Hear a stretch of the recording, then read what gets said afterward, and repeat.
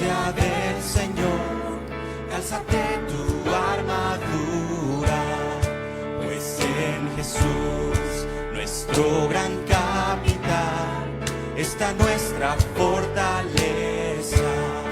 Con el escudo de la fe, al diablo no hemos de temer.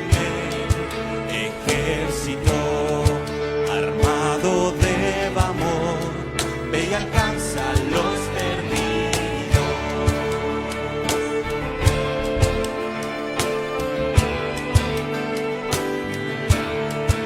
Es tu misión al mundo alcanzar y enfrentar al enemigo con fe y valor. Batalla hemos de dar, la palabra es nuestra espada. Aunque haya pruebas por doquier, no hay imposibles para él. Y así tendrá lo que ganó al morir, una herencia de naciones.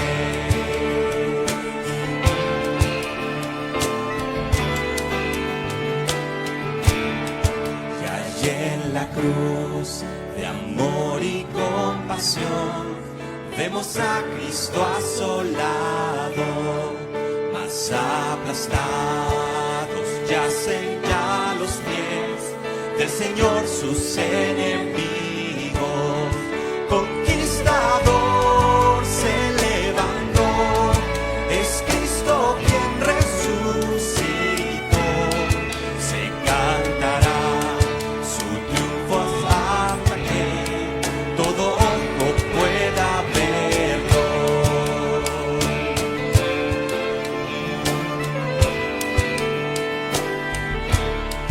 Por gracia, oh Dios, infúndenos valor, danos fuerza a cada paso, danos la fe para el premio tener de un siervo fiel y bueno.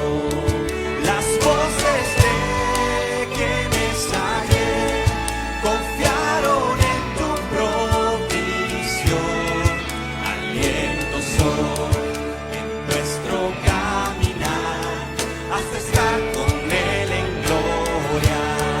Las voces de quienes ayer confiaron en tu provisión, aliento son en nuestro caminar hasta estar con Él en gloria.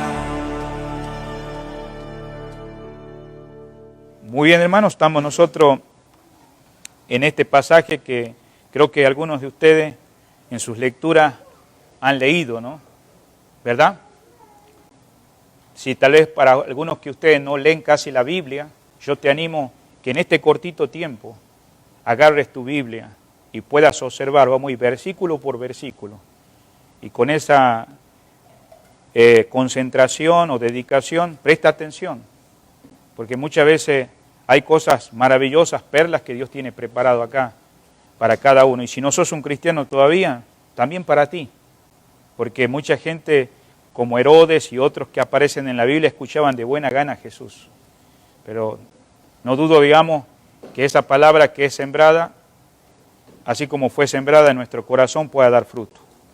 Dice la palabra acá, el doctor Lucas viene relatando otra oportunidad donde Pablo, como ustedes saben, el domingo pasado mencionamos, él había dicho que quería apelar a César. ¿Por qué quería apelar a César? Principalmente porque sabemos que Dios, a través de su gracia, cuando Saulo de Tarso se convirtió, quiso llegar a su comunidad, quiso llegar a su pueblo, quiso llegar a sus seres queridos, a su propia nación. ¿Y quién eran? Los judíos. Pero muchos de ellos, por resentimientos, celos, rencores, empezaron a levantar persecución contra él, y a los lugares que él iba, diferentes ciudades, pueblos, se hallaba con oposición, falsos testimonios, falsos testigos, mentiras, de tal manera que muchas de las cosas que nosotros estamos leyendo en esta mañana, pasó su vida en la cárcel. Entonces, ninguna de esas cárceles detuvo su fervor y su amor para escribir cartas que nosotros hemos leído como Romanos, Efesios, Colosenses. Entonces, en esta oportunidad es una ocasión que Dios permite frente a autoridades. ¿Y quién eran estas autoridades? En el versículo 1 dice que estaba frente al rey Agripa. Dice el versículo 1, entonces Agripa dijo a Pablo, ahí vemos el primer personaje, comenzando el capítulo.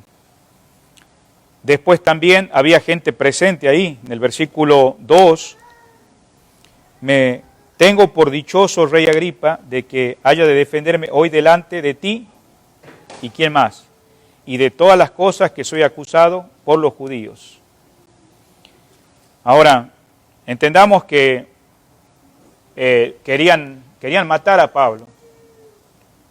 Y bueno, a los lugares que iba, ellos llegaban para que de alguna manera él fuera ya condenado y tuviera que ser matado. Pero sin embargo, en estos momentos ahora vemos que Dios le da el privilegio, una vez más, frente a esta autoridad, Agripa, de poder dar testimonio. Y en esta mañana nosotros queremos mirar qué importante, no importa qué circunstancia Dios nos permita pasar a los creyentes, donde estemos, seamos un testimonio. Seamos un testimonio no para jactarnos de la vida que era antes, pero sí quería el apóstol Pablo, Saulo de Tarso, este hombre convertido, compartir ese testimonio a un hombre de donde Dios lo rescató. Y por eso empezamos con el versículo 4. Una vez que empezamos el versículo 4, dice acá, dando testimonio, Pablo dice, mi vida pues desde mi juventud, note algo, digamos, esa palabra, dice mi juventud, la palabra original es la palabra mocedad, quiere decir mi vida desde la mocedad, desde mi temprana edad, de mi infancia, desde mi adolescencia. O sea, Pablo está enfatizando que lo que él vivía no lo comenzó cuando ya era joven de 20, 22 años, sino que él empieza a relatar desde su temprana edad. Él vuelve a su primera adolescencia, a su primera juventud, porque no nos tenemos que pasar por alto que la obra que Dios comienza a hacer en cada uno de nosotros, como la hizo en Pablo, no comenzó desde el momento que él se encontró, y como el domingo pasado a la noche miramos en camino a Damasco, donde fue impactado por esa luz. Y si algunos no lo han escuchado, les animo a que lo escuchen. Entonces, eso sucedió, digamos, mucho más antes. Y eso es lo que él está recalcando a Agripa acá, al rey. Entonces, él menciona algo interesante acá, en el versículo 4, dice, mi vida pues desde mi juventud, la cual desde el principio pasé en mi nación en Jerusalén. O sea que sabemos que es conocido Saulo de Tarso como del lugar de Tarso. Aún en la ciudad de Tarso, donde él es originalmente, él menciona que parte de su vida estuvo en Jerusalén. Pero lo que distinguía a Saulo de Tarso, o a Pablo, quien está en estos momentos hablando frente al rey de Agripa, es su fidelidad. Y estamos hablando de fidelidad a los de su nación. Creo que así como Pablo, nosotros también tenemos una cultura nacional, sea de cualquier país presente, y muchas veces somos celosos a nuestras costumbres, a nuestras tradiciones, a lo que nosotros éramos, si no éramos creyentes en aquellos días. Bueno, Saulo de Tarso pasaba lo mismo, por eso él dice ahí, mi vida desde mi juventud, desde mi niñez. O sea que él estaba mostrando que estos principios, más tarde, que él había sido educado, porque ya vamos a ver en qué fue educado, él actuaba en esos momentos como un fariseo celoso. Yo sé que en esta mañana hay algunos que son nuevos, voy a entrar un poquito acerca de los fariseos, pero solamente quiero decirte que él todo esto lo aprendió estando en Jerusalén. Por eso está diciendo el versículo 4, que parte de esa niñez, de esa juventud, de esa adolescencia, estuvo en Jerusalén, dice el versículo 4.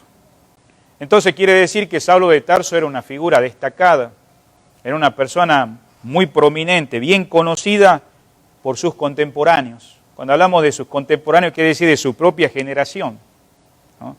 Y este principio, digamos, cuando él empieza a hablar frente a este rey, y qué maravilloso el valor, la fortaleza que Dios le da en medio de estar encadenado, de estar encarcelado, llevado de un lado a otro, dando este testimonio. No importa qué circunstancia vos estés viviendo, vos podés dar testimonio, ¿no? Así como Pablo vivía en aquellos días tiempos que para él pudieran ser difíciles, pero para nosotros ahora lo tomamos, bueno, es una historia. Vos también estás pasando algo difícil, que a veces, muchas veces te impide dar testimonio, pero justamente estamos mirando que Pablo aprovechó en el poder de Dios de hablar frente a este rey Agripa. Entonces vemos acá este discurso, es muy importante que tengamos en cuenta en el versículo 4, ya que hace ver, digamos, que había personas que consideraban a Pablo que él había sido un hereje. Y cuando hablamos de un hereje es alguien que había renunciado a la fe que él en el pasado él había profesado, porque él era un judío fariseo. Pero por el contrario, hermano, él insiste, digamos, en su credo de fariseo. Si usted nota ahí en el versículo 4, vemos que todos los judíos de aquellos días sabían quién era él, y él lo va a mencionar en el versículo 5, ahí cuando lleguemos, que él está reconociendo que su credo era fariseo y que lo está conduciendo ahora a un asunto donde la gente que lo está queriendo acusar ponen argumentos. ¿Y cuál era el argumento que la gente lo acusaba y que pensaban que él era un hereje, alguien que estaba mal en aquellos días? Ya hemos dicho que eran aquellos judíos religiosos que estaban tratando de argumentar contra él porque él enfatizaba la resurrección y también el cumplimiento de las profecías en la persona de Cristo. Acordémonos que en aquellos días estaban rechazando al Señor Jesús todavía. También negaban que el Señor había resucitado. Entonces, como dijimos, hermano, muchos de los que están escuchando en estos momentos, aparte del rey Agripa, los judíos presentes, todas esas autoridades ahí, algunos la conocían, hablando a Pablo, desde su juventud. Entonces, este lugar de Tarso no era en cualquier lugar. Hay muchos lugares, como la semana pasada aprendimos, que había Antioquía de Pisidia y había Antioquía de Siria, ¿se recuerdan? Pero también hay otras Antioquías en la Biblia, pero las más prominentes son la de Pisidia y de Siria. ¿Y de dónde era Saulo de Tarso? Nosotros estamos en el estudio bíblico de la mañana. Era de Tarso. Entonces, en Tarso se encontraba en Cilicia y él convivió en aquellos días con los de su nación. Si usted va por favor conmigo al capítulo 22, no deje ahí el capítulo 26 de Hechos. En el libro capítulo 22 de Hechos, versículo 3, dice: yo, de cierto, soy judío, nacido en Tarso, de Cilicia, pero criado en esta ciudad, instruido a los pies de Gamaliel, estrictamente conforme a la ley de nuestros padres, celoso de Dios, como hoy lo sois todos vosotros. Una vez más, aquí está dando el testimonio, ¿no? Pero sin embargo, lo que estamos mirando y observando acá, que él era conocido por los de su nación, era conocido por los que convivía, y su origen conocido, aquí él lo está relatando. Vamos a ir también a Gálatas capítulo 1, vamos a ir a Gálatas capítulo 1, no dejemos por favor donde comenzamos el mensaje de esta mañana en el capítulo 26 de Hechos. Vamos a ir al libro de Gálatas en el capítulo 1. Y dice la palabra de Dios así, en el versículo 13: porque ya habéis oído acerca de mi conducta. Acordémonos que esta carta va dirigida a los hermanos de Gálatas ya que estaba entrando el judaísmo, el legalismo, a los hermanos en la fe. Entonces, él le tiene que recordar su testimonio a estos hermanos en esta carta. Dice, porque ya habéis oído acerca de mi conducta en otro tiempo, dice, ¿en dónde? En el judaísmo, que perseguía sobremanera a la iglesia de Dios y la asolaba. Eso nos hace pensar, digamos, que él está compartiendo el contexto en el que él venía anteriormente. Nosotros no nos debemos olvidar, así como Pablo menciona, de dónde él fue transformado, cambiado por el poder de Dios. No nos debe dar a nosotros ninguna vergüenza compartir, no entrando en jactancia y orgullo, lo que éramos antes.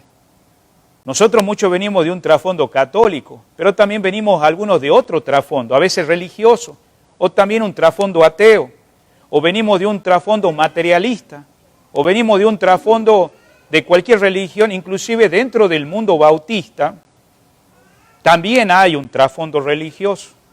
Y no podemos dudar que en el correr del camino hay gente que ha tenido que tener un encuentro personal con Dios y pasó toda su vida en la iglesia bautista. Entonces no estamos tratando de decir que el ser un bautista o un evangélico está mal. Estamos diciendo que la persona que ha estado ahí, así como Pablo, que estuvo llevando las cosas de una manera, su manera de pensar bien, él se engañaba a sí mismo. Y lo vamos a ver en un momentito más. Entonces, estamos mirando cómo menciona acá los hermanos de Gálatas. Ahora, en Filipenses capítulo 3 también, por favor, vamos a ir al libro de Filipenses. Otra vez, Pablo da testimonio a los hermanos. Qué maravilloso no cansarnos de tratar de compartir lo que éramos antes, lo que Dios ha hecho y lo que sigue haciendo en nuestras vidas. Mira lo que dice Filipenses capítulo, por favor, 3, versículo 5. Dice la palabra acá, da él una lista de cosas, posiblemente lo vamos a ver más adelante, pero escuche lo que dice el versículo 5. Circuncidado al 8º día. Eso era siendo parte de ser judío, ¿no? Dice, del linaje de Israel, de la tribu de Benjamín, hebreo de hebreos, en cuanto a la ley, que dice, fariseo. Entonces, algunos que no tuviesen ese conocimiento con él, sabían que toda su historia, hablando de Pablo, porque ahora está hablando con el rey Agripa y todos los que están presentes, que él estaría mostrando este tipo de testimonio a otros. Si usted va al capítulo 22 de Hechos, él habla frente a Félix. La semana pasada estuvimos mirando este pasaje por la noche.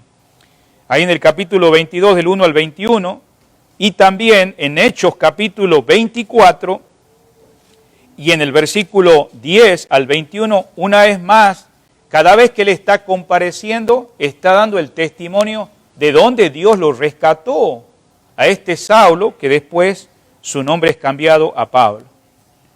Entonces, estamos mirando, digamos, entonces que la vida de Saulo de Tarso, de donde él originalmente, pero vemos también que parte de su vida, desde su niñez, adolescencia o juventud, como él menciona acá, mocedad, dice que todos los judíos lo sabían. Estamos mirando en el versículo 4, volviendo a Hechos 26, versículo 4, lo que demuestra que había recibido su preparación intelectual, su preparación como él llegó a ser lo que fue desde temprana edad, desde su juventud en Jerusalén.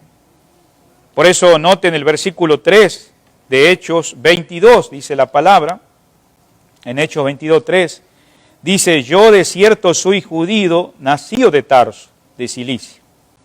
No tenemos que olvidarnos que aún en los lugares donde nacían los judíos, no perdían del ser judío, pero acordémonos que él no solamente era un judío de alguien que era por nacimiento, por descendencia, pero era practicante, por eso dice, pero criado en esta ciudad, instruido a los pies de Gamaliel, ese era el maestro, estrictamente conforme a la ley de nuestros padres, hablando de su fe judía del pasado, celoso de Dios, como lo sois todos vosotros. Entonces, volviendo de vuelta al capítulo donde estuvimos 26, versículo 4, entonces estamos mirando cómo fue su vida y cómo lo conocían aquellos judíos de su generación. Entonces en el versículo 5 dice, en los cuales también saben que yo desde el principio, o sea, él está aquí en estos momentos, como dice, si quieren que yo dé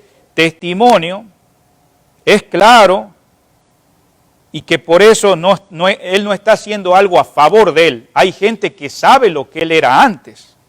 Y es por eso que dice en este versículo 5, los cuales también saben que yo desde el principio. O sea, esto eran reconocidos, estamos hablando de no solamente de Pablo, pero también aquellos que seguían la vida como Pablo antes de convertirse. Él está diciendo, eran reconocidos como fieles cumplidores de la ley. Si usted sabe quiénes son los que mataron al Señor Jesucristo, en parte de este año y del año pasado mencionamos que todos en el Sanedrín, ahí en acuerdo, en concilio, tuvieron en acuerdo de buscar la manera de poder matar al Mesías. Y ustedes saben que participó también el Imperio Romano, entonces a lo que quiero llegar es que estas personas sinceros haciendo. No lo miraban que estaban mal. Ellos, estamos hablando de estas personas judías. Por eso en el versículo 5 dice, los cuales también saben que yo desde el principio, si quieren testificarlo, conforme a la más rigurosa, dice, secta. Entonces, estas personas eran fieles cumplidores de la ley. Eran fieles cumplidores y observadores de toda la tradición de los ancianos. Usted sabe que las tradiciones muchas veces son buenas. En aquellos días agregaron tradiciones a las leyes de Moisés, de tal manera que ese extremo de tradiciones se convirtió en un legalismo a tal extremo que era una gran carga para la población de aquellos días, para la sociedad de aquellos días. Por eso el Señor podía mirar a las multitudes y decirles, venid a mí todos los que estáis trabajados y cargados, que yo os haré descansar. Entonces estas personas que estaban, no encontraban la paz, eran pesadas cargas, y entonces por eso aclara que eran fieles cumplidores de la ley y eran observadores en las tradiciones de los ancianos. Por eso él está dando como testimonio en el versículo 5. Dice también ahí que esta expresión, cuando él dice ahí al final, si usted nota, no solamente dice en la rigurosa secta de nuestra religión, viví, ¿qué dice? Fariseo. O sea que más allá de ser judío, había religiones. Es como por decir hoy en día, vos sos de México, pero yo viví exactamente sumido en el catolicismo, como fanático. ¿No? Yo soy de Guatemala, ¿no? Pero yo viví hundido en esta tipo de religión que yo estaba seguro que estaba bien, llámale testigo, llámale carismático. Y Pablo lo recalca ahí, que dentro de esa comunidad judía, dice la expresión ahí, viví fariseo. Es una afirmación que él está diciendo ahí, viví fariseo. Esta referencia da a entender que su formación, desde adolescente, de niño, desde joven en Jerusalén, él estaba plenamente arraigado en el sistema religioso. Él no pensaba que estaba mal, él pensaba que estaba muy bien en esa manera religiosa y tan estricta. Por eso él expresa esa referencia a su vida pasada, a su vida anterior, que era fariseo. Y si usted, ahora entramos a ver realmente qué eran estas personas, mire por favor el capítulo 23 de Hechos, no deje ahí el capítulo 26, versículo 6. Más allá de que Pablo, digamos, ya después de convertido y de haberse encontrado con el Señor camino a Damasco en el versículo 6, él podía saber qué creían estos fariseos y aún las otras religiones que predominaban en el tiempo de Pablo. Dice el versículo 6, una vez más acá está Pablo frente a mucha multitud de personas. Entonces Pablo dice, notando que una parte era de los saduceos, y la otra de fariseos, alzó la voz en el concilio y dijo: varones hermanos, yo soy fariseo, hijo de fariseo, acerca de la esperanza y de la resurrección de los muertos, dice, se me juzga. Note lo que está expresando, dice, era que dice fariseo, no dice que sigue siendo fariseo. Pero él está dando testimonio, dice, hijo de fariseo. O sea que él sabe que en su vida pasada, este sistema era algo que él se recordaba, era una secta judía bastante estricta. Y era muy conocida por su fidelidad. También, digamos, ellos estaban muy de acuerdo que habían hecho todos los detalles ceremoniales de la ley, estos fariseos.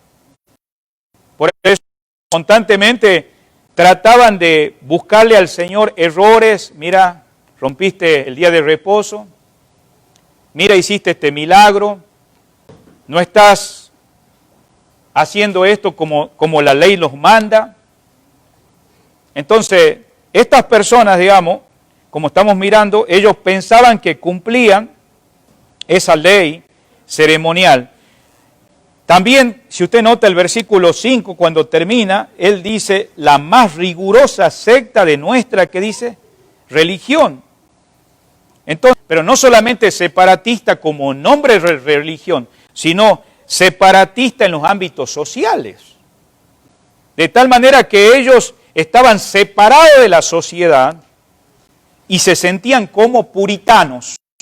¿Qué es un puritano? Una persona que está sin mancha, sin pecado, perfeccionista. A veces hoy en día eso predomina en muchas congregaciones nuestras.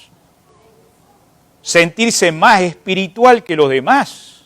Cuando nosotros buscamos una aplicación y en vez de que la gente se está convirtiendo a Dios, más se aleja de nosotros. Porque no están mirando realmente lo que deberíamos ser como hijos del Señor. Por eso acá vemos cómo estas personas fariseas se consideraban, se mantenían en un gran celo, eran muy ritualistas en cuanto a la ley, como termina diciendo ahí, la secta de nuestra religión dice, viví, que dice fariseo. Entonces, tenían muchas tradiciones religiosas. Esta religión representaba el núcleo ortodoxo del judaísmo. Ahí estaba centrado, como se dice, el centro de la religión. Y por eso, si usted nota, ¿con quién está hablando esto Pablo, dando testimonio? Frente al rey Agripa. Comenzamos leyendo el versículo 1. Entonces, el rey Agripa acá, en el contexto religioso que usted mira ahí, él muestra cómo se desarrolló su vida Saulo de Tarso. Sin embargo, ahora lo que mira en la vida de Pablo cuando él está expresando, después de su conversión, pero acá frente al rey Agripa, es que él ve las características ahora del amor y de la fidelidad a la palabra de Dios. Acordémonos que Pablo, él dice que él era fariseo en el versículo 5. Entonces los fariseos creían en la resurrección. ¿Se acuerda que hace un momentito leímos ahí el capítulo 22? Que él sabía que había saduceos y fariseos. Los saduceos no creían en la resurrección, pero los fariseos sí creían en la resurrección. Entonces, por tanto, esto era una de las bases doctrinales que defendía Pablo. No lo defendía por ser fariseo, sino el Cristo que estaba prometido desde el Antiguo Testamento. Se cumplió la promesa de la esperanza judía, pero también expresa, ha resucitado. Entonces, ser educado como fariseo en aquellos días, como dice acá Pablo, dando testimonio, sabemos que no solamente fue fariseo, fue criado bajo los pies de ¿quién? De Gamaliel. Ser educado como fariseo significa que ha cumplido todas las demandas legales, todo lo que la ley dice en relación a su propia persona. ¿Qué es lo que motiva esto en una persona? Orgullo, sentirse que ya es superior porque ha cumplido, y esto constituía el orgullo al entorno de los judíos. Ser fariseo era ser la persona más orgullosa que podía decir separatista, puritano, santo, limpio. Todos los demás estaban mal. Por eso en Filipenses capítulo 3, hace un momentito leímos, él expresa ahí en el 4 y 5, a la mitad del versículo que leímos hace un rato, dice, si alguno piensa que tiene de qué confiar en la carne, yo más. ¿Por qué dice Pablo ahí en Filipenses 3, 4, si alguno piensa que tiene que confiar en la carne, yo más? Porque él ya venía con ese trasfondo. Porque muchas veces cuando buscamos una aplicación, nosotros, a veces hay creyentes que caen ser más orgullosos por leer más la Biblia que otros. Porque evangelizan más, porque ellos tienen que ser más fieles que los demás y menosprecian a su prójimo, sintiéndose superior. Y en aquellos días esas personas era una realidad y por eso Pablo dice ahí en el versículo 4, si alguno piensa que tiene de qué confiar en la carne, yo más, porque yo he venido de ese ambiente. Y él por eso dice, ¿qué es lo que me hacía a mí jactarme, sentirme orgulloso? Bueno, circuncidado al 8º día, cumplir la ley. Era del linaje de Israel, no he sido de un trasfondo gentil, no he venido de una unión ilícita, de la tribu específicamente entre las 12 tribus que Jacob tuvo, entre ellas la tribu de Benjamín. Hebreo de hebreos. En cuanto a la ley, termina diciendo el versículo 5, dice fariseo. Entonces, volviendo de vuelta al libro de Hechos 24, donde estamos en el versículo 5, por eso él dice, conforme a la más rigurosa secta. O sea que él confesaba que había sido fariseo. Esto significa que como judío, no era cualquier judío él. Los que estuvieron la semana pasada mencionamos que también cuando se llevó el Evangelio, aquellos gentiles en otras naciones, había un cierto grupo de judíos nacidos en otros países que le llamaban judío helenista. ¿Por qué? Porque ellos hablaban griego, el idioma que habían aprendido, y el hebreo era el segundo idioma, pero sí seguían siendo judíos. Entonces dice Pablo, yo no soy de esos judíos, yo soy hebreo de hebreos. Creo que aún ellos podían llegar al estado de ser paganos o ser liberales, porque nosotros venimos de raíces judaicas. Qué orgullo, ¿no? Nosotros a veces, tal vez siendo parte de una iglesia como nosotros, si no conocemos a Dios, podemos sentirnos orgullosos. Y por eso el Hijo de Dios no tiene una religión, sino una relación. Por eso Él dice, viví fariseo. Desde el versículo 4 al 11, Él muestra qué es vivir fariseo. Él dice que desde temprana edad, ahí Pablo en Jerusalén era conocido por todos como miramos. No tenemos que ya entrar más en detalles. Fue devoto fariseo, lo miramos ahí, y en Filipenses 3:5 lo acabamos de leer. Leímos en Hechos 23:6, donde miramos que era hijo de fariseo. Ahora sus compañeros, sus colegas, sus amigos se dieron cuenta que él había logrado grandes cosas. Ahí leímos en Gálatas capítulo 1, que él competía para llegar a ser el número 1 dentro de esa religión que seguía. Porque cuando nosotros estamos en un ámbito religioso, por ejemplo, vos podés ahora haber hecho una profesión de fe en Cristo.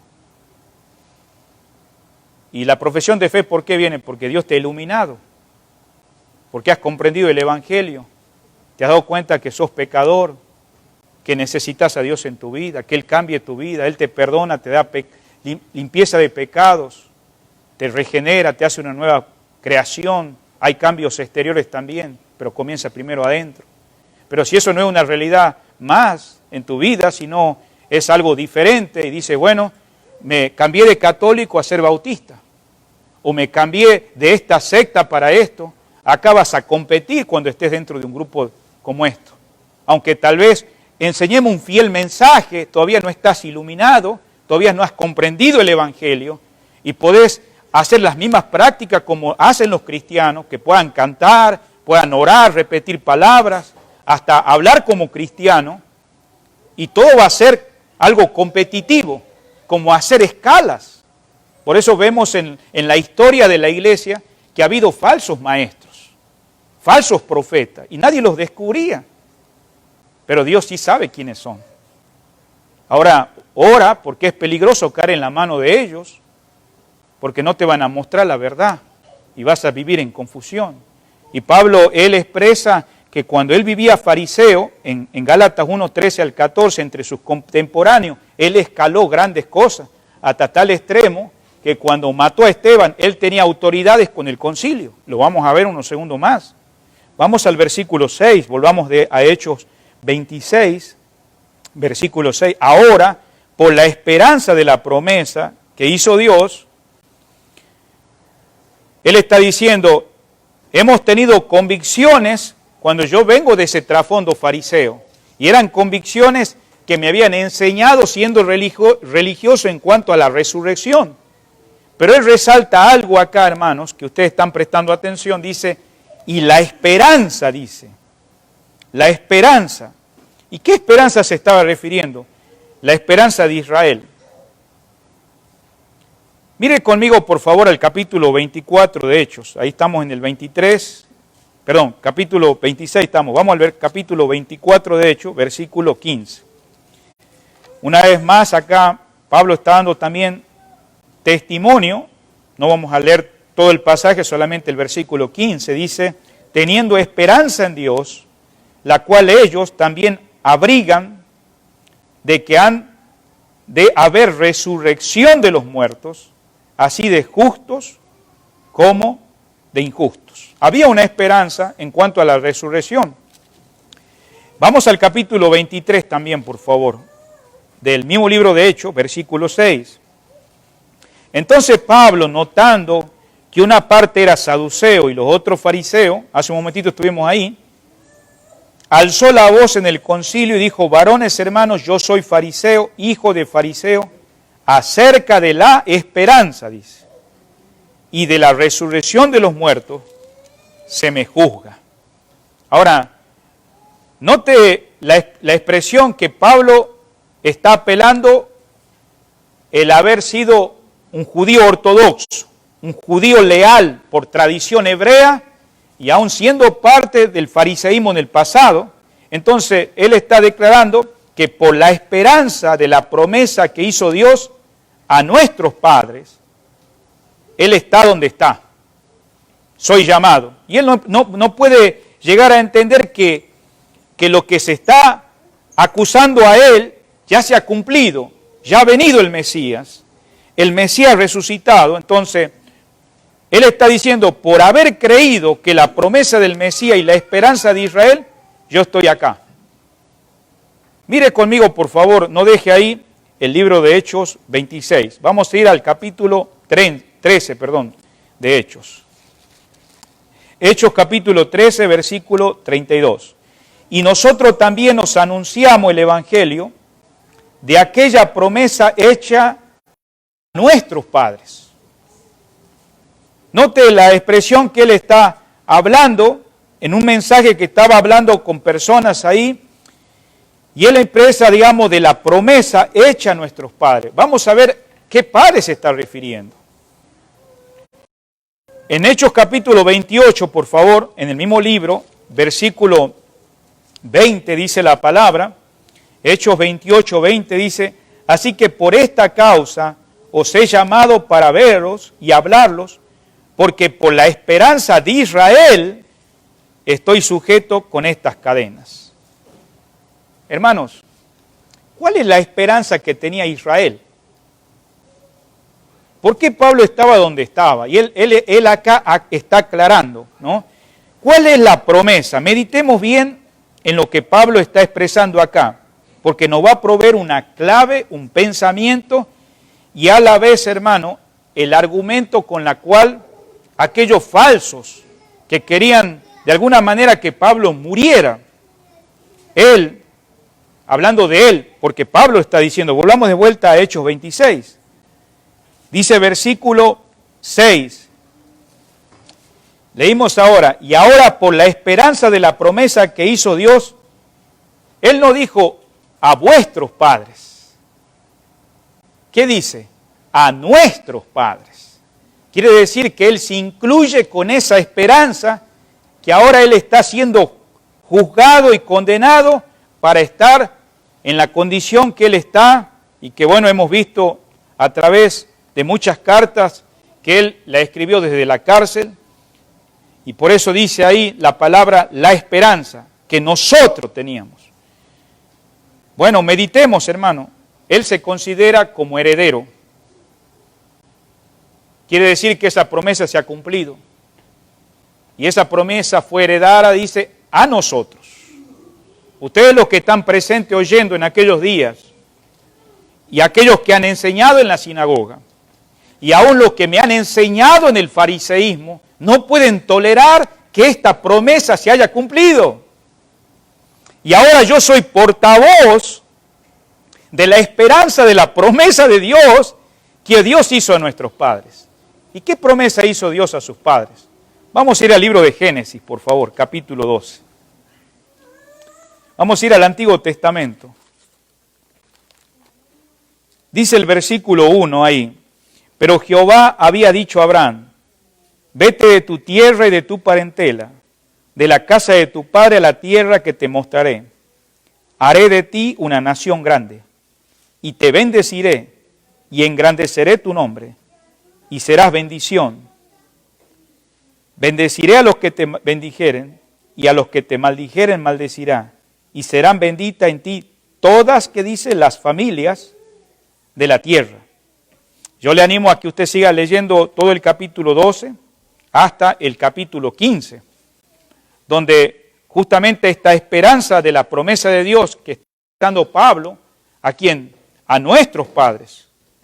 Ahora él está siendo acusado, está siendo condenado por malas motivaciones, porque los padres son los que han abandonado la fe.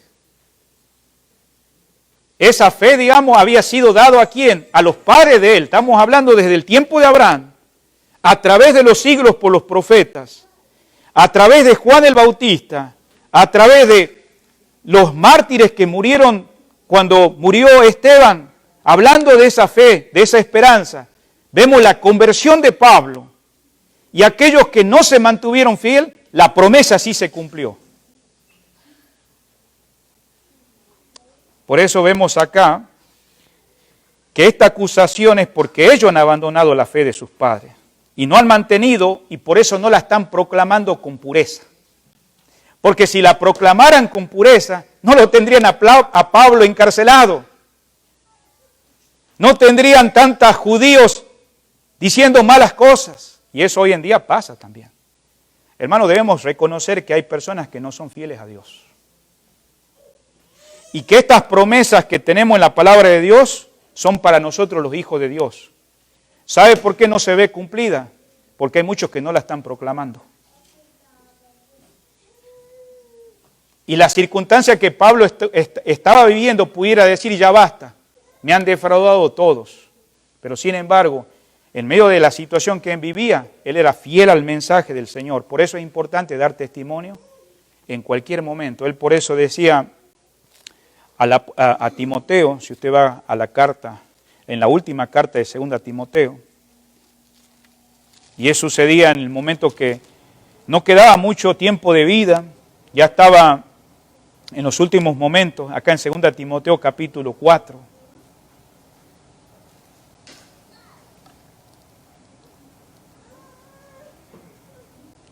Dice las Escrituras en el versículo 2, dice que prediques la palabra, que inste a tiempo y fuera de tiempo. Redarguye, reprende, exhorta con toda paciencia y doctrina. Note la expresión que él termina diciendo ahí en la mitad del versículo, dice que inste a tiempo y fuera de tiempo. Entonces vemos acá claramente que él era un portavoz dando testimonio de aquellos que habían abandonado la fe de sus padres. Estamos en el versículo 6, volviendo a Hechos 26, versículo 6, y por eso nosotros estamos enlazando la promesa de Israel. Aquella promesa con la cual era la resurrección de los muertos. Es muy interesante recordar el argumento que el mismo Pablo expresa en Romanos 4, ¿se acuerdan cuando el Señor Jehová habló con Abraham. Dice la palabra de Dios en el versículo 16. Dice, por tanto, es por fe para que sea por gracia, a fin de que la promesa sea firme para toda su descendencia. Está hablando de Abraham. No solamente para lo que es de la ley, sino también para lo que es de la fe de Abraham, el cual es padre de todos nosotros. Como está escrito, te he puesto por padre de mucha gente, delante de Dios, quien creyó, el cual da vida a los muertos, y llama las cosas que no son como si fuese. Versículo 18, él creyó en esperanza, está hablando de Abraham, contra esperanza, para llegar a ser padre de mucha gente, conforme a lo que se ha dicho, así será tu descendencia. Versículo 19, y no se debilitó en la fe al considerar su cuerpo que estaba ya como muerto, siendo casi de 100 años, o la esterilidad de la matriz de Sara. Tampoco dudó por incredulidad de la promesa de Dios, sino que se fortaleció en fe, dando gloria a Dios, plenamente convencido de que Él era también poderoso para hacer todo lo que había prometido, por lo cual también su fe le fue contada por justicia. Entonces vemos ahí a Abraham, después Sara, sus progenitores como nación escogida, ya siendo... No pudieron ver el cumplimiento de la promesa, aparte de la operación, pero ¿quién va a levantar de los muertos a Abraham? Es Dios. Ellos no pudieron ver al Mesías. Más tarde Isaac fue heredero. Sabemos que hubo otro hijo ilegítimo, pero quien fue Isaac fue extendido sobre el altar, ¿se acuerda? Fue llevado en un proceso simbólico, que cuando llegó a ese altar iba a ser degollado. Pero en ese momento el Señor le tuvo que decir, no lo hagas, Abraham. Y Dios proveyó, es un símbolo de la resurrección, ahí en Hebreos 11:17. Entonces, los fariseos, que ellos enseñaban a Pablo y enseñaron a muchos de los judíos, ellos estarían teóricamente de acuerdo con la doctrina de la resurrección. Pero cuando la doctrina se hizo persona, ¿y quién es esa doctrina que se hizo persona? Es Cristo, que se manifestó en carne, llegó históricamente a realizarse ahora la resurrección de Cristo. Ahora, ¿sabe qué? Los teóricos se unieron ¿con quién? Con los fariseos y los saduceos. Mira qué interesante, los fariseos no se llevaban, ¿por qué? Porque los fariseos creían en la resurrección. Los saduceos no creían en la resurrección. Pero mira, para destruir al Señor, para acabar con Pablo, para acabar con el cristianismo, se unieron los dos. Mira, los que creían teóricamente en la resurrección, no aceptaban la resurrección de Cristo.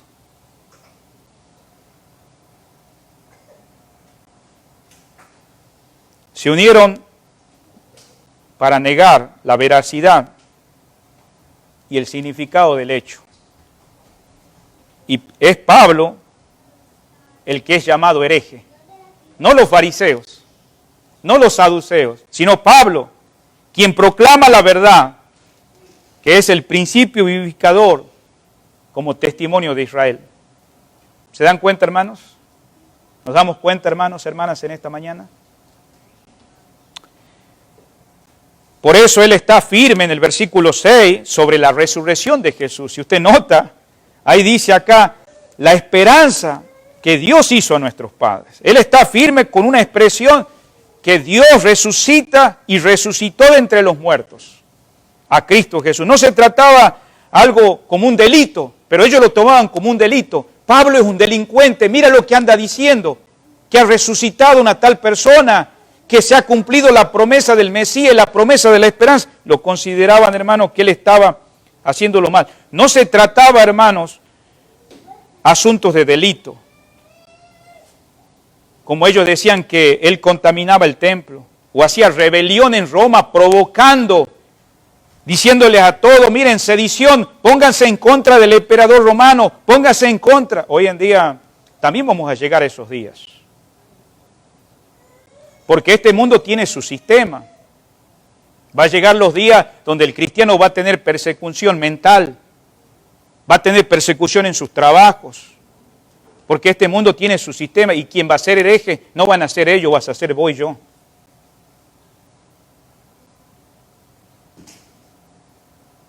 Y algunos cristianos que viven una vida cómoda van a tener que despertar a ser probados en esa fe que es genuina o no. Era simplemente un asunto de interés religioso en aquellos días que se buscaban para negar la resurrección del Señor y poder eliminar una vez por todas la proclamación del Evangelio, que ya no se evangelizara, que ya no se diera testimonio y que empezaran a descansar de una vez por todas, ya no hicieran de recibir la obra salvadora del Señor. Pablo estaba empeñado de que los israelitas reconocieran que Jesucristo, Él era el que resucitó de los muertos, era el Mesías. Ahí en Filipenses capítulo 3, versículo 11, cuando lo hemos leído hace rato al capítulo 3, pero no el versículo 11, dice, y si de alguna manera llegase a la resurrección, que dice, de entre los muertos. Por eso, volviendo de vuelta a Hechos 26, versículo 7, dice, promesa cuyo cumplimiento esperan que han de alcanzar, dice, las 12 tribus de Israel. Note que expresa nuestras 12 tribus de Israel. En Santiago capítulo 1, versículo 1, el medio hermano del Señor Jesucristo dice que la carta va dirigida y también habla de las 12 tribus de Israel. Es lindo que estudien las 12 tribus de Israel. Papá, mamá, enseña los nombres de los hijos que tuvo, digamos, Jacob. También usted puede ver en Lucas capítulo 2, versículo 36, en los puntos acerca de la genealogía del Señor Jesucristo. Vale la pena notar que él mencionó, dice, las 12 tribus de Israel en el capítulo 26, 7 que acabamos de leer.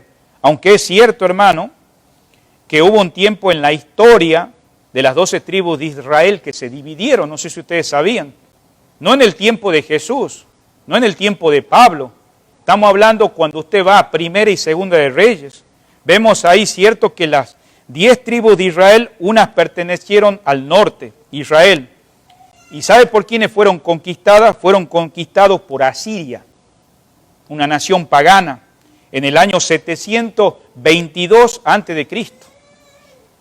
Acuérdense que muchos de los contemporáneos de aquellos días era Jeremías, era Isaías, los profetas mayores que proclamaron el mensaje porque la nación de Israel había abandonado el pacto antiguo.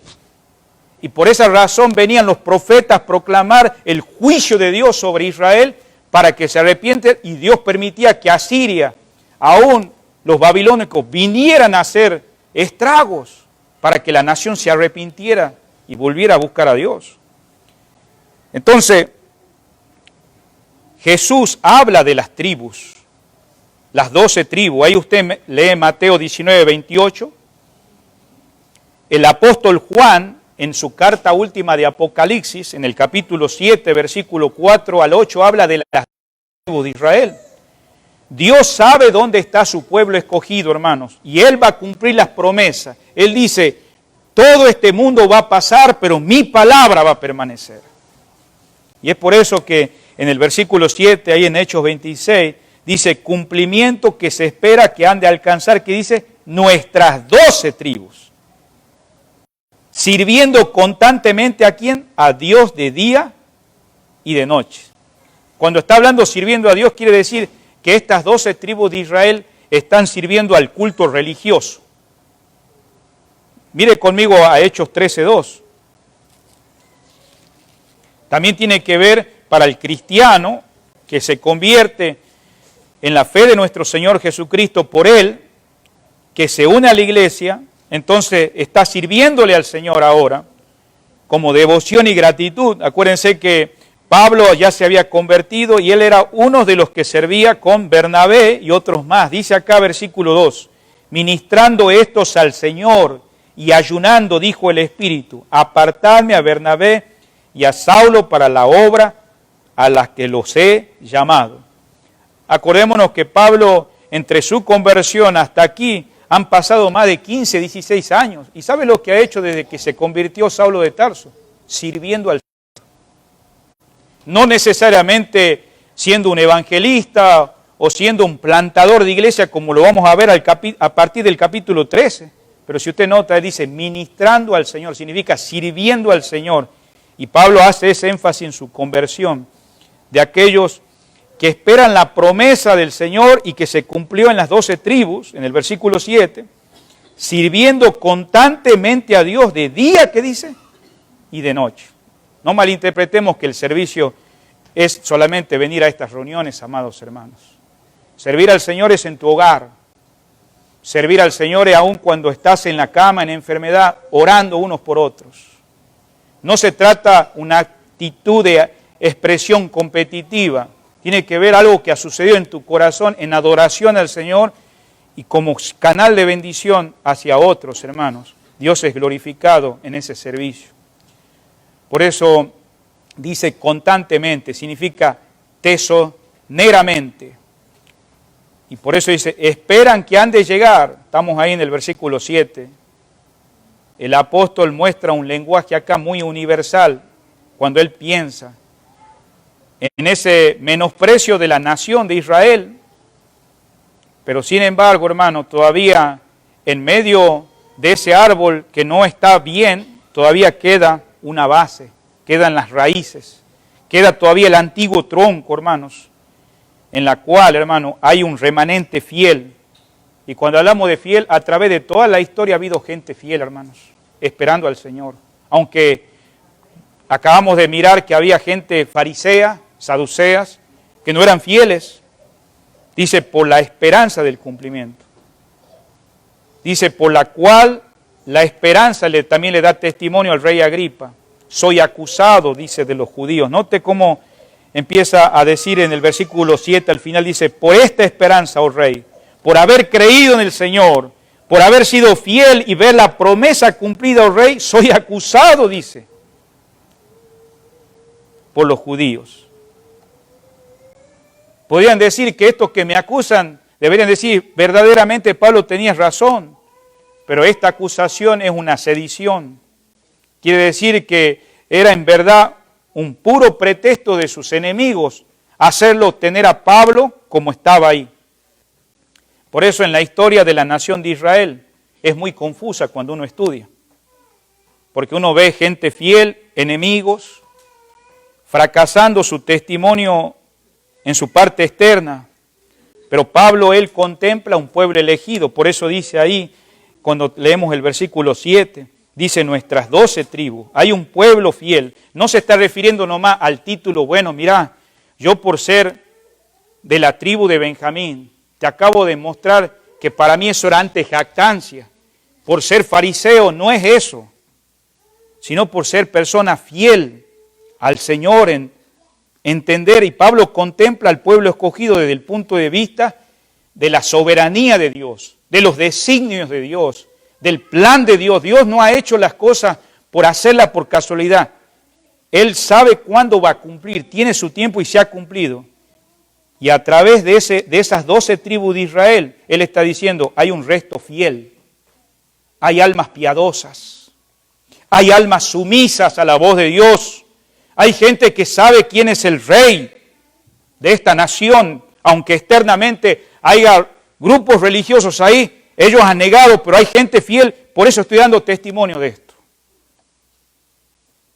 Y hermanos, a través de la historia ha habido apostasía, por eso no ha faltado miembros de todas las 12 tribus de Israel que haya habido fieles. ¿Se acuerdan de Ana? Ana, cuando el Señor Jesucristo nació, ella estaba esperando el cumplimiento. Por eso a veces algunos se asustan cuando decimos, no todos los que vienen a la iglesia son cristianos. Y es verdad, no te confundas. Acá hay gente fiel, pero también hay gente que no es genuina.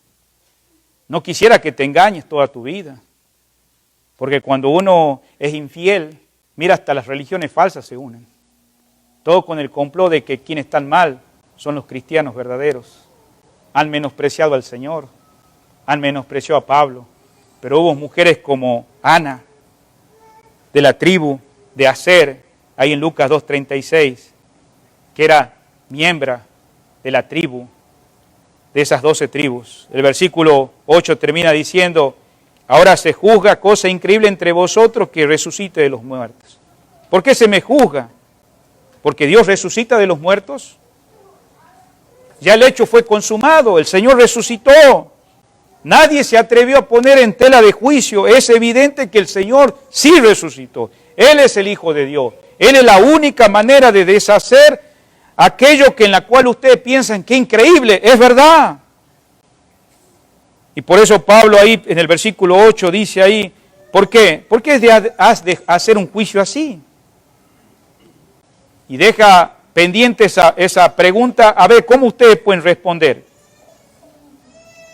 Por eso el versículo 8, si usted nota, dice la expresión entre vosotros, dice. ¿Por qué dice entre vosotros? Porque él miraba alrededor del todo el público. Ponete a pensar, Pablo estaba frente al rey Agripa. Hay mucha gente mirando, todos sus ojos atentos. Y le está diciendo ahí, entre vosotros ustedes me están mirando. Mientras me están mirando, acá hay griegos, acá hay romanos, hay ciertos judíos presentes. No creían en la doctrina de la resurrección. ¿Y sabe quiénes estaban entre esos presentes? Los saduceos. Ahí en Hechos 23:8 leímos hace rato cuando hubo esa división. Entonces Pablo está ahora enfatizando una doctrina importante. Si no hay resurrección, Jesucristo no resucitó, entonces ¿qué tendría que estar haciendo acá? ¿Sabe cuáles son doctrinas cardinales, prioritarias dentro de la iglesia cristiana a través de los siglos? La resurrección de Cristo. Hay doctrinas de primer nivel, hay doctrinas de segundo nivel y doctrinas de tercer nivel. Por ejemplo, una doctrina de tercer nivel es el método de evangelismo o la forma de alabanza y adoración que hay en las congregaciones. Pero la doctrina de resurrección se saca de una iglesia cristiana, entonces están perdiendo el tiempo. Si Cristo no resucitó, vuelvan a sus hogares. Negamos la existencia de que cuando muere el alma, ¿dónde va? Hay muchas filosofías. Yo en la historia he estudiado de que hay gente que hay un limbo. Hay algo entre la persona que muere en una experiencia de éxtasis. Hay muchas filosofías.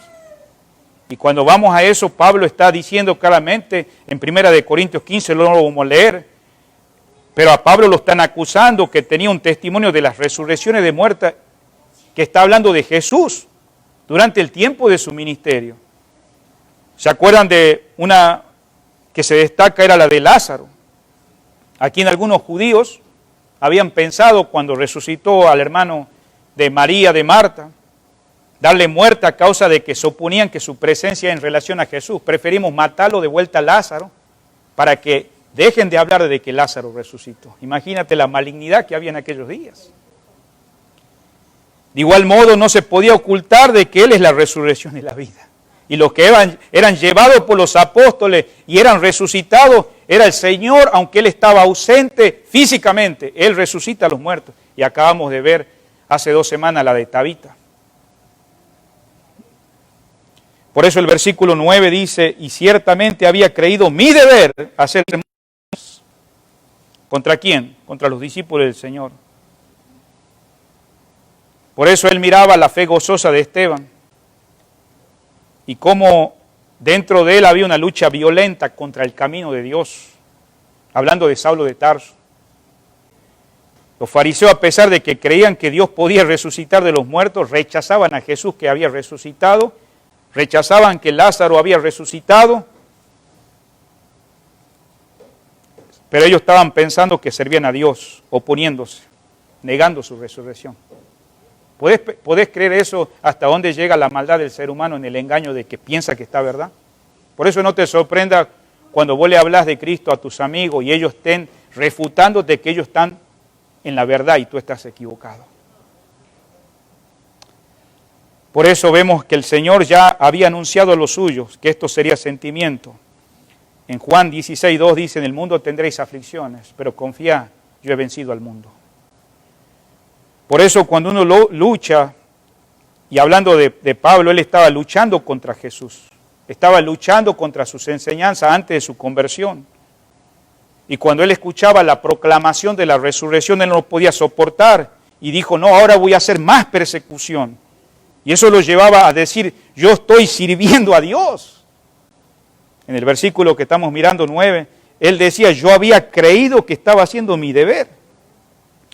En el mismo versículo 10 dice, una expresión dice ahí que él dio voto. Él era celoso, él era perseguidor, él castigaba a los creyentes, él procuraba que negaran a Jesús. En algunos casos, él había conspirado y ayudado a los que estaban en el extranjero que lo mataran a todos.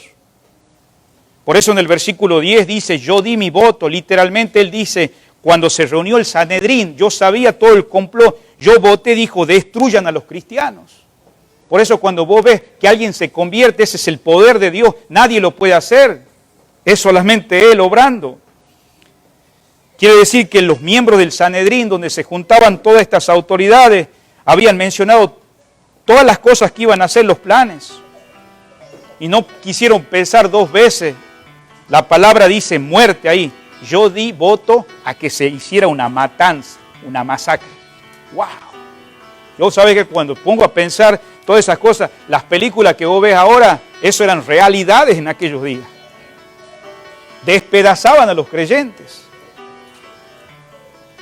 Esta palabra matanza es crueldad. Y por eso 30 años después que él persigue este camino, dice, lo estaba persiguiendo, prefería yo morir, pero acabar con todos. Él dice ahí en el capítulo 22, versículo 4, dice, yo perseguí este camino y cuando eran matados, yo seguía dando más votos.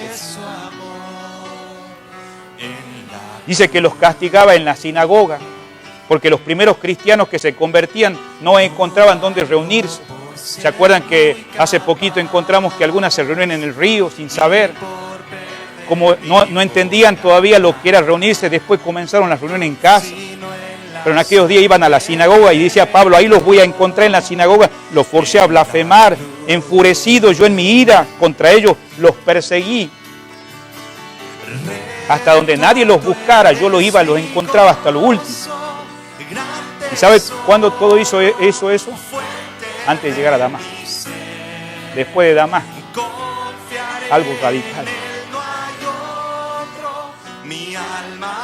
Él apoyaba a todos esos sacerdotes. Dice, yo fui testigo con los ancianos en ese Sanedrín entero. Yo di los votos. En especial, el sumo sacerdote proponía y yo aprobaba todo eso. Ahí lo puedes leer en Hechos 9:2, anótalo. Hechos 9:14.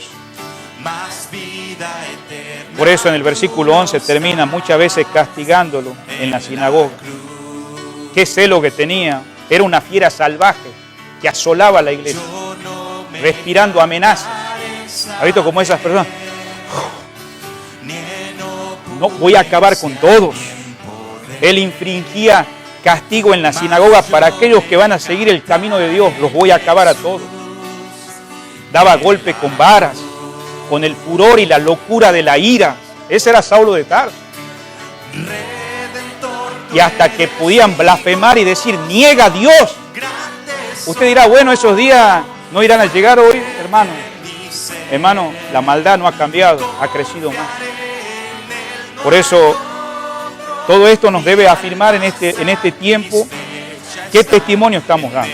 ¿Estamos arraigados? ¿Estamos afirmándonos en el Señor?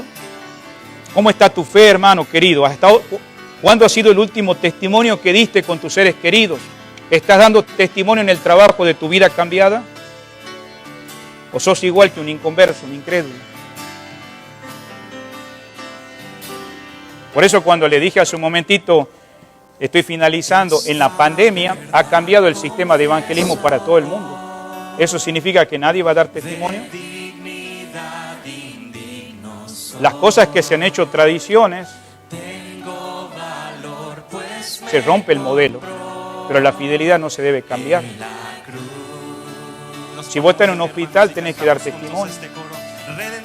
Si estás ahí viviendo en el barrio, debes dar testimonio. Pero ha pasado lo que ha pasado en Pablo a través del Evangelio. Dios te ha iluminado.